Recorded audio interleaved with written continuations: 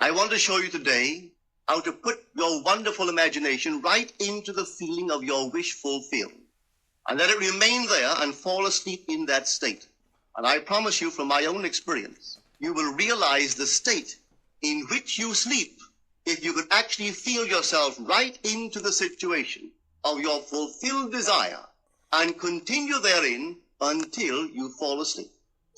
As you feel yourself right into it, remain in it until you give it all the tones of reality, until you give it all the sensory vividness of reality.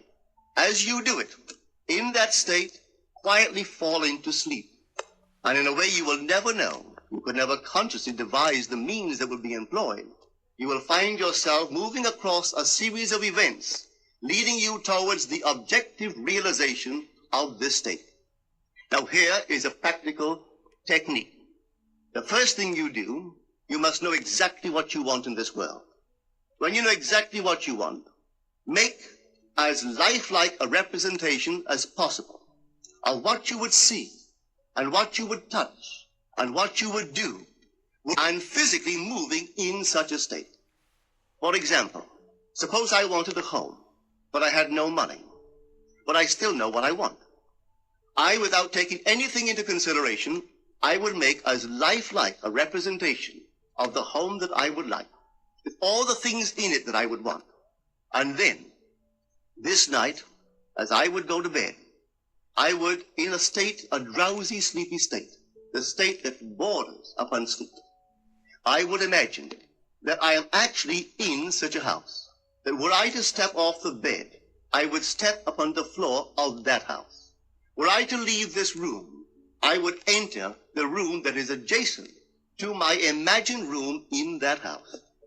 And while I am touching the furniture and feeling it to be solidly real, and while I am moving from one room to the other in my imaginary house, I would go sound asleep in that state. And I know that in a way I could not consciously devise, I would realize my house. I have seen it work time and time again. If I wanted promotion in my business, I would ask myself what additional responsibilities would be mine were I to be given this great promotion. What would I do? What would I say? What would I see? How would I act? And then in my imagination, I would begin to see and touch and do and act as I would outwardly see and touch and act were I in that position. If I now desired the mate of my life, were I now in search of some wonderful girl or some wonderful man, what would I actually find myself doing that would imply that I have found my state? For instance, suppose now I was a lady. One thing I would definitely do, I would wear a wedding ring. I would take my imaginary hands, and I would feel the ring that I would imagine to be there. And I would keep on feeling it until it seemed to me to be solidly real. I would give it all the sensory vividness I am capable of giving anything. And while I am feeling my imaginary ring, which implies I am married, I would sleep. This story is told us in the Song of Songs, or the Song of Solomon. It is said, "At night on my bed, I sought him whom my soul loveth. I found him whom my soul loveth, and I would not let him go until I brought him into my mother's house, right into the chamber of her that conceived me." If I would take that beautiful poem and put it into modern English, into practical language, it would be this. While sitting in my chair, I would feel myself right into the situation of my fulfilled desire. And having felt myself into that state, I would not let it go. I would keep that mood alive, and in that mood, I would sleep. That is, taking it right into my mother's chamber, into the chamber of her that conceived me. You know, people are totally unaware of this fantastic power of the imagination. But when man begins to discover this power within him, he never plays the part that he formerly played. He doesn't turn back and become just the reflective life. From here on in, he is the affecter of life.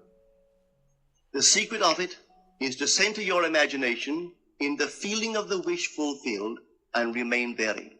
For in our capacity to live in the feeling of the wish fulfilled lies our capacity to live the more abundant life.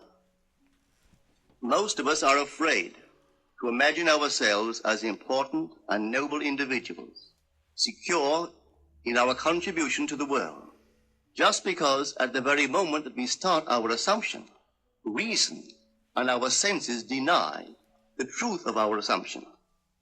We seem to be in the grip of an unconscious urge, which makes us cling desperately to the world of familiar things and resist all that threatens to tear us away from our familiar and seemingly safe morals. But I appeal to you to try. If you try, you will discover this great wisdom of the ancients, for they told it to us in their own strange, wonderful, symbolical form.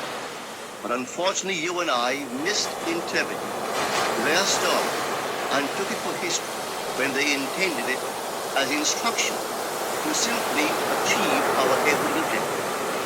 You see, imagination puts us inward, in touch with the world of states. These states are existent. They are present now. But they are mere possibilities while we think of them. But they become overpoweringly real when we think from them and dwell in them. You know, there's a wide difference between thinking of what you want in this world and thinking from what you want. Let me tell you when I first heard of the strange and wonderful power of the imagination. It was in 1933 in New York City. An old friend of mine taught it to me. He turned to the 14th of John, and this is what he read. In my Father's house are many mansions. If it were not so, I would have told you. I go to prepare a place for you. And if I go and prepare a place for you, I will come again and receive you unto myself, that where I am, there ye may be also. He explained to me that this central character of the gospel was human imagination. That mansion was not a place in some heavenly house, but simply my desire.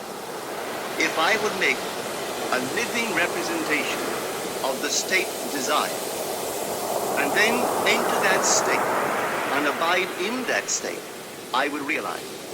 At the time, I wanted to make a trip to the island of Barbados in the West Indies, but I had no money.